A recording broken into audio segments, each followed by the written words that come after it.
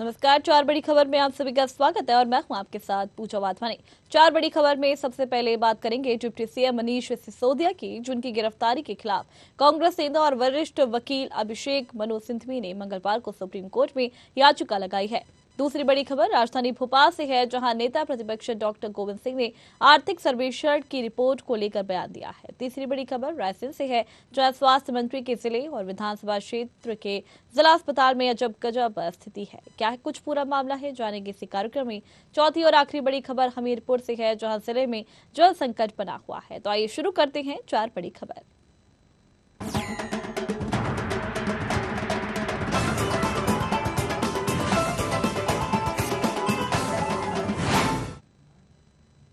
शुरू करते हैं पहली बड़ी खबर से, जो दिल्ली के डिप्टी सीएम मनीष सिसोदिया की गिरफ्तारी के खिलाफ कांग्रेस नेता और वरिष्ठ वकील अभिषेक मनु सिंघवी ने मंगलवार को सुप्रीम कोर्ट में याचिका लगाई है।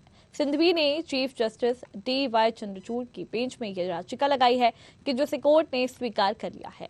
इधर सीबीआई ने सिसोदिया से पूछताछ शुरू कर दी है। इससे पहले शराब नीति मामले में रविवार को 8 घंटे की पूछताछ के बाद सीबीआई ने सिसोदिया को गिरफ्तार कर लिया था। सोमवार दोपहर करीब 2:30 बजे उन्हें दिल्ली की राउट एवेन्यू कोर्ट में पेश किया गया था। सीबीआई ने कोर्ट से सिसोदिया की 5 दिन की रिमांड मांगी थी, जिसे कोर्ट ने स्वीकार कर लिया था। बता दें कि दिल्ली के डिप्टी सीएम मनीष सिसोदिया को आबकारी नीति घोटाला मामले में रविवार को लंबी पूछताछ के बाद गिरफ्तार किया था।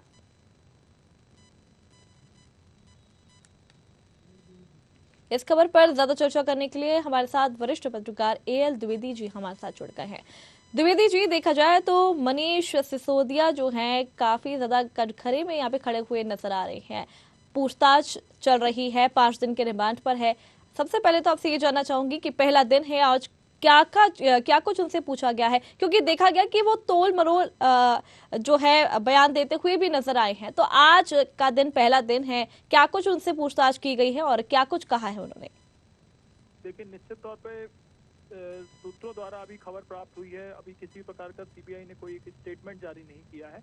निश्चित तौर पर शराब जो घोटाला हुआ है, जिस पर लगातार विपक्ष आरोप लगा रहा था, उसको लेकर के ये जांच पूरी की गई है और कहीं ना कहीं केंद्रीय अन्वेषण ब्यूरो सीबीआई उनसे लगातार पूछ रही है और उन्होंने उनकी रिमांड भी मांगी थी, जिससे पूरी घोटाले से संबंधित फाइलों के बारे में किस किस का ये नेक्सस है, कौन कौन इस सिंडिकेट में शामिल था, इसको लेकर के जो भी जानकारी है वह निकाली जा सके।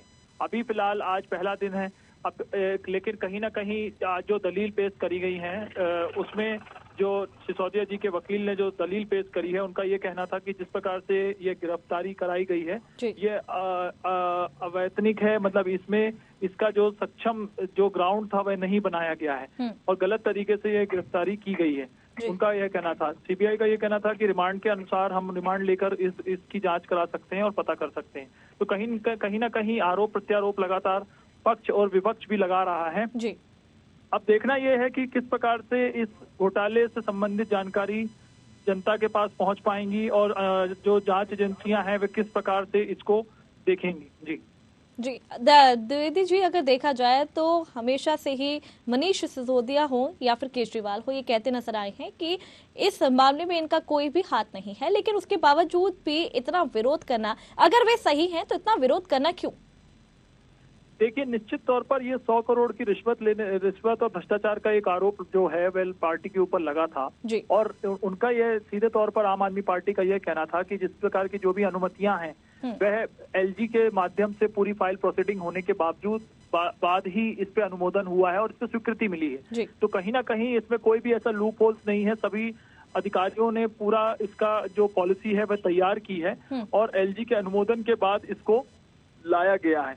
तो कहीं ना कहीं इसमें किसी एक व्यक्ति की भूमिका कहीं संदिग्ध नहीं नजर आती है। यह कहीं ना कहीं ऐसा लगता है कि पूरा एक सिंडिकेट है जो काम कर रहा होगा, लेकिन जब जांच होगी, जांच के बाद क्या परिणाम आते हैं उसके आधार पर ये पता चलेगा। क्योंकि जिस प्रकार से दक्षिण की जो एक समूह है उसके ऊपर लगातार ये आरोप लगाए जा रहे हैं कि उन्होंने पॉलिसी थी उसको मिसमैच किया। पॉलिसी में अपने अनुसार उन्होंने नियमों में संशोधन करा करके लाभ पहुंचाने के लिए एक बड़े रिश्वत के रूप में या इसमें कुल मिलाकर भ्रष्टाचार करवाया गया या किया गया।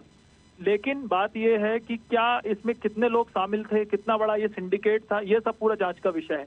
अब जिस प्रकार से सीबीआई जांच कर रही है और जिस प्रकार से गिरफ्तारी हुई है, 2 से 3 या 4 दिन 5 दिन जो उनका रिमांड का समय अवधि खत्म होगी, उसके बाद ये पूरी चीजें खुलकर सामने आ जाएंगी। जी चलिए, बहुत बहुत शुक्रिया हमारे साथ जुड़ने के लिए, जानकारी देने के लिए। तो ये थी आपके सामने पहली बड़ी खबर। बढ़ते हैं दूसरी बड़ी खबर की तरफ, जहां नेता प्रतिपक्ष डॉक्टर गोविंद सिंह का बयान सामने आया है। उन्होंने आर्थिक सर्वेक्षण की रिपोर्ट को लेकर कहा कि आर्थिक सर्वेक्षण पूरी तरह से फर्जी है। उन्होंने कहा है कि मुख्यमंत्री शिवराज सिंह चौहान जी को असत्य बोलना और फर्जी घोषणा कराने में इनाम मिले तो गोल्ड मेडल मिलेगा।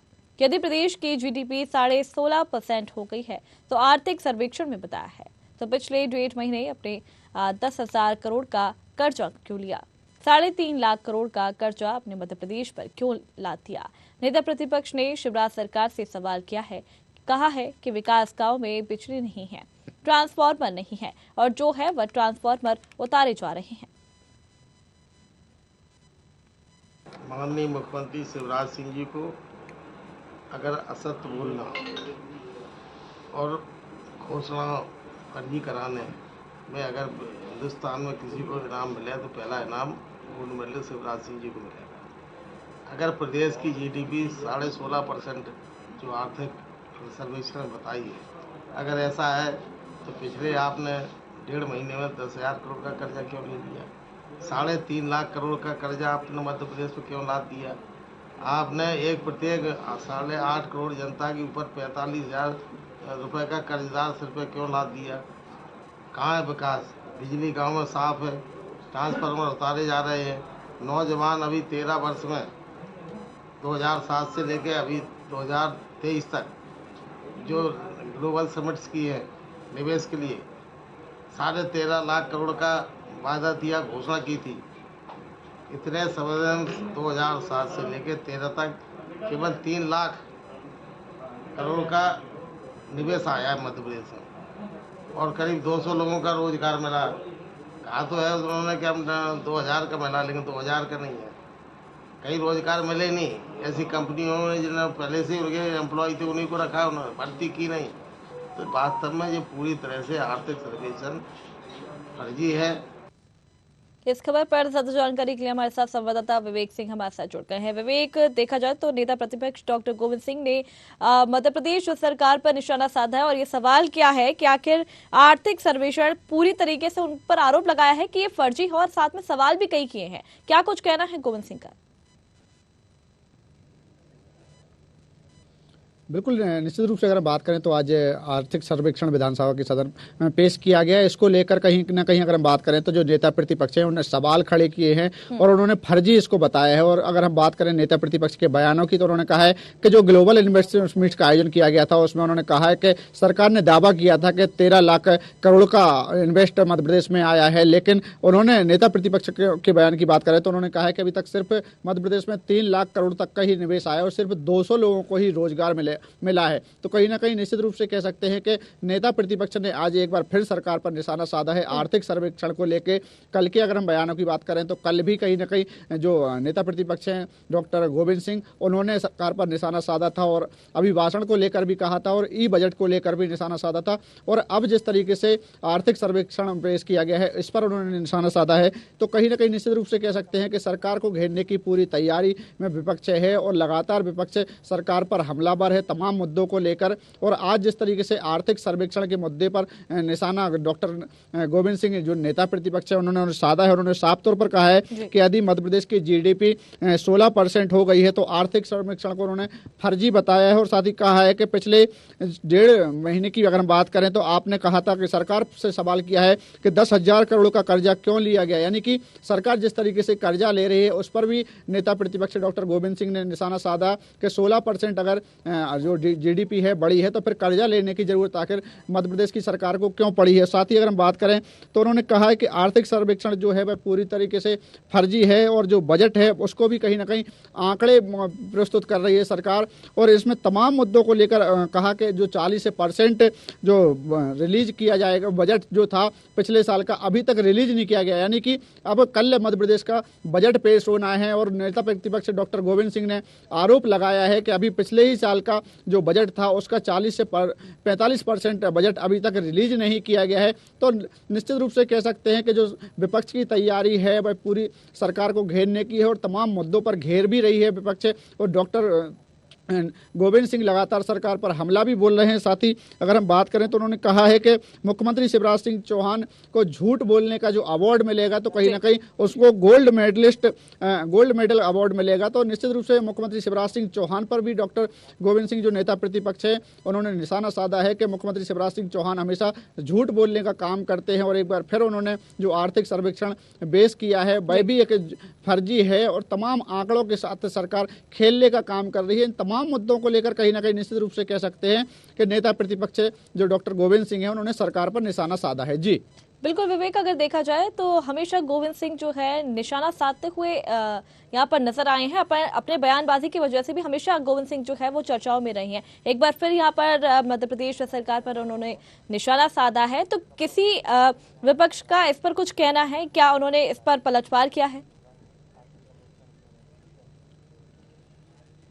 बिल्कुल निश्चित रूप से अगर हम बात करें सत्ता पक्ष की बात बयान की कि जो डॉक्टर गोविंद सिंह नेता प्रतिपक्ष ने फर्जी बताया है आर्थिक सर्वेक्षण को, इसको लेकर जो उद्योग मंत्री हैं राजवर्धन सिंह दत्तीगांव उनका बयान सामने आया है और उन्होंने कहा है कि विपक्ष का काम सिर्फ और सिर्फ विरोध करना है। उन इसकी जानकारी नहीं लेते हैं, ना उसका अध्ययन करते हैं। पहले विपक्ष को अध्ययन करना चाहिए कि आखिर सरकार की क्या कुछ योजनाएं हैं और कितना विकास सरकार ने किया है। विपक्ष सिर्फ आरोप लगाने का काम करता है और उसका जो जानकारी रहती है उसकी अध्ययन नहीं करता है। तो कहीं ना कहीं अध्ययन की सलाह राजवर्धन सिंह जो दत्तीगांव हैं उद्योग मंत्री हैं उन्होंने कहा है कि नेता प्रतिपक्ष गोविंद सिंह को पहले अध्ययन करना चाहिए, सिर्फ आरोप ही नहीं लगाना चाहिए। ग्लोबल इन्वेस्टर्स मीट को भी लेकर उन्होंने कहा है कि नेता प्रतिपक्ष जो आरोप लगा रहे हैं कि ग्लोबल इन्वेस्टर्स मीट में 13 लाख करोड़ का जो सरकार ने दावा किया था और उसको लेकर कहीं ना कहीं सरकार उसके लिए कटिबद्ध भी है और लगातार इन्वेस्टर्स मध्य प्रदेश में उद्योग स्थापित कर भी रहे हैं और एमओयू साइन भी हुए हैं और आने वाले 2 महीनों में उसका असर यानी कि धरातल पे काम देखने को भी मिलेगा। समय लगता है लेकिन जो नेता प्रतिपक्ष हैं वह सिर्फ आरोप लगाने का काम कर रहे हैं। उन्हें इसकी जानकारी आखिर कहां से लगी कि 3 लाख करोड़ तक का ही निवेश आया। अगर 3 लाख करोड़ का निवेश भी आया है तो यह भी सरकार की उपलब्धि है और धीरे धीरे और निवेश मध्य प्रदेश में आ रहा है। तो कहीं ना कहीं कह सकते हैं कि नेता प्रतिपक्ष के बयान पर सरकार ने पलटवार किया है, यानी कि डॉक्टर जो गोविंद सिंह है नेता प्रतिपक्ष उनके बयान पर मध्य प्रदेश सरकार के उद्योग मंत्री राजवर्धन सिंह दत्तीगांव ने उन्होंने पलटवार किया है। जी तो जिस तरीके से यहाँ पर डॉक्टर गोविंद सिंह ने कहा है कि ये सब झूठ खेल रही है और मध्य प्रदेश सरकार हमेशा झूठ बोलती आई है, तो जिस तरीके से बयान दिया है गोविंद सिंह ने उसमें कितनी सच्चाई नजर आती है? क्या वे सच बोल रहे हैं?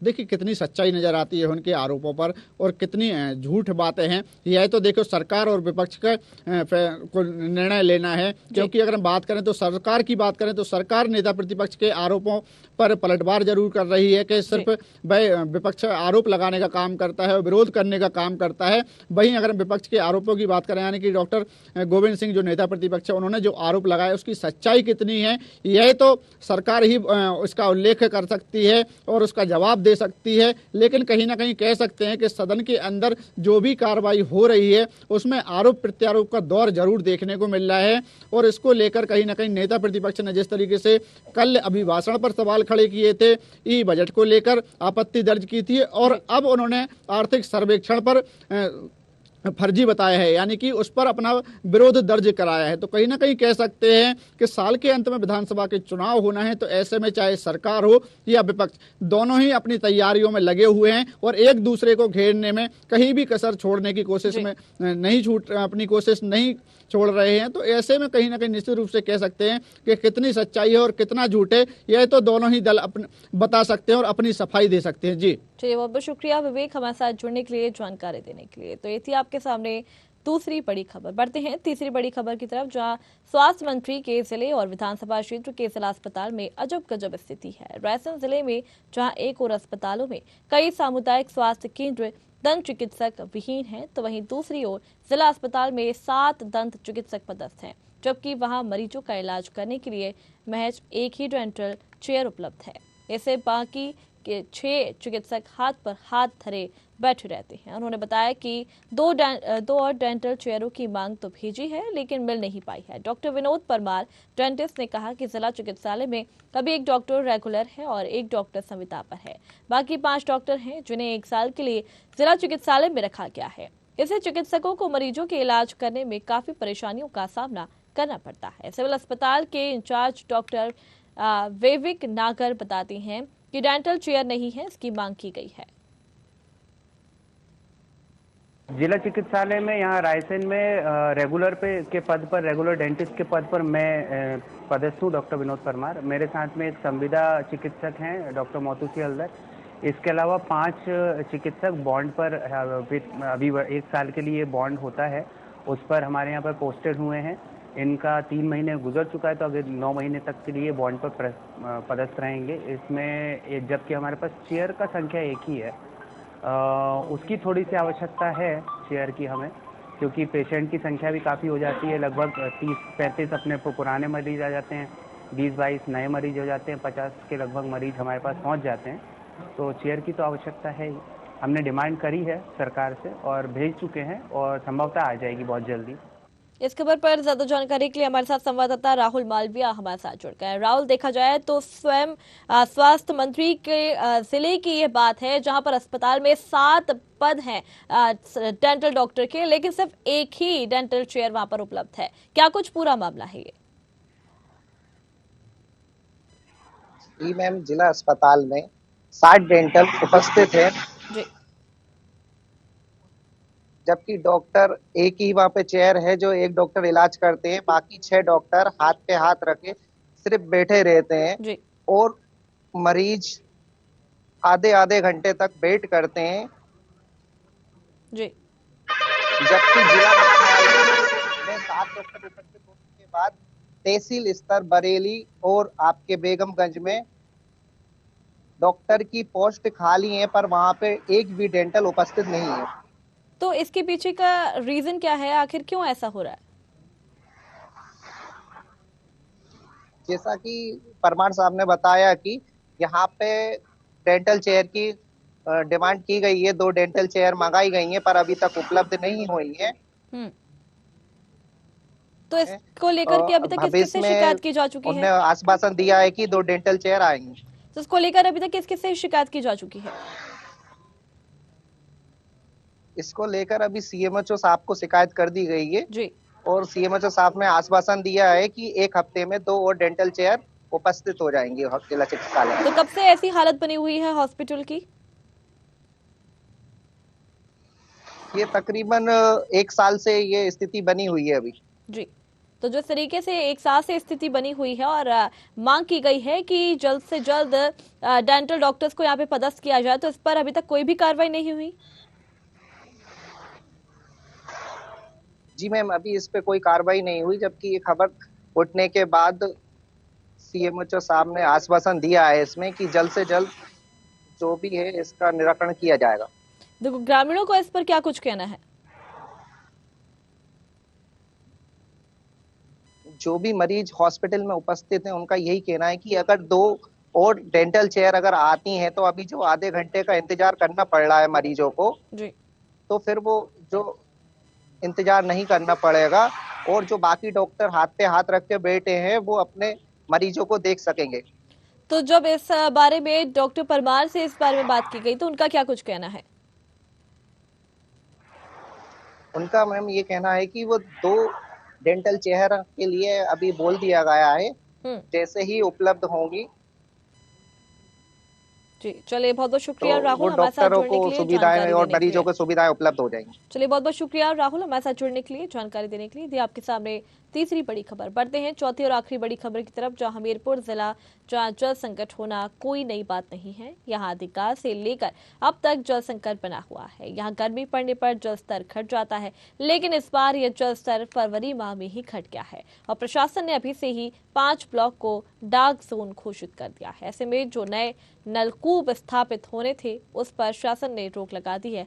हालत ये हो गई है कि खेतों की सिंचाई तो दूर, लोगों को पीने के पानी के लिए लंबी जद्दोजहद करनी पड़ती है। इसी वजह से इस इलाके में बरसात के भरोसे इकलौती फसल रबी ही ठीक ठाक हो पाती है। जल संकट के ऐसे हालात मई जून में होते रहते हैं, लेकिन इस बार फरवरी माह में ही जिले के 5 ब्लॉक डार्क जोन में चले गए हैं।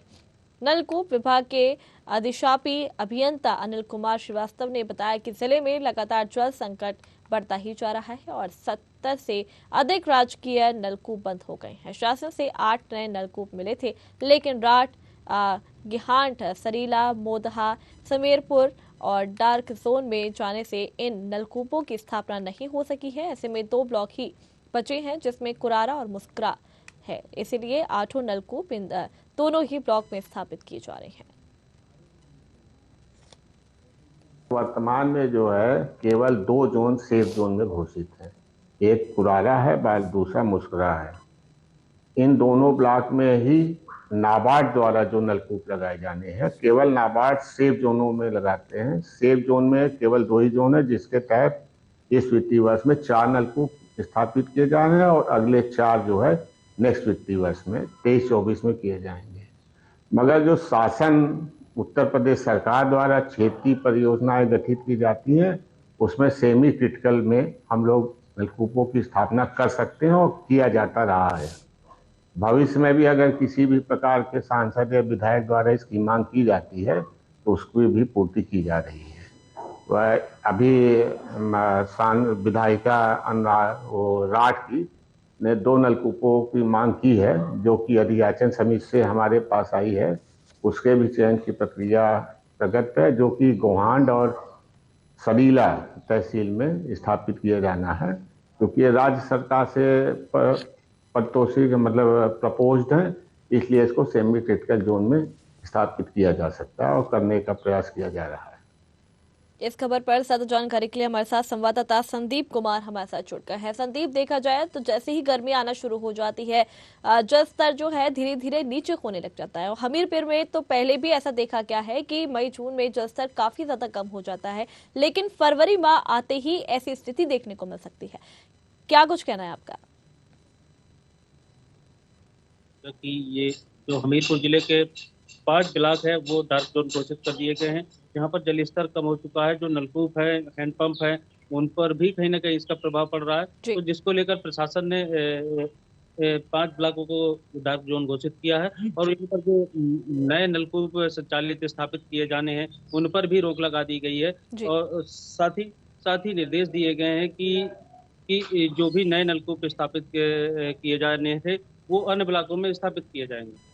जी, तो जिस तरीके से यहाँ पे आश्वासन दिया है कि जल्द ही नलकंपों को स्थापित किया जाएगा, तो कब तक नलकंप स्थापित हो पाएंगे? जैसा कि ये डार्क जोन की समस्या पूर्व से भी बुंदेलखंड के लिए समस्या बनी रही है। यहाँ सिंचाई के अलावा भी पेयजल की तक समस्या बनी रही है कि अभी तक, हालांकि ये समस्या है गर्मी और मई और जून में देखने को मिलती रही, जो समस्या है अभी फरवरी में ही आ खड़ी हुई है।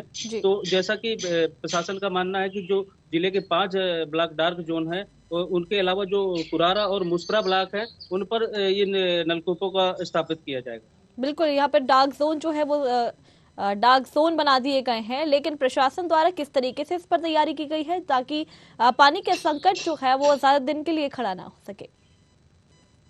प्रशासन द्वारा हालांकि प्रयास और यह दावे किए जाते हैं कि जो जलस्तर है वो कहीं ना कहीं उस पर सुधार लाया जाएगा, लेकिन जो जमीनी हकीकत है कहीं ना कहीं वहां पर चूक बढ़ती जा रही, लापरवाही बढ़ती जा रही। जो वाटर रिसोर्सिंग के स्रोत हैं, नलकूप हो, तालाब हो या चेक डैम हो या किसी अन्य माध्यम से, सोकपिट के माध्यम से जो बारिश के जल वाटर रिसोर्सिंग की जाती है, उन पर कहीं व्यापक पैमाने पर काम नहीं हो पा रहा है। जिस तरीके से ये स्थितियां खड़ी हो रही हैं, तो ये जरूरत इन विषयों पर काम करने की है ताकि ये आने वाले समय में इस प्रकार की समस्या न उत्पन्न हो।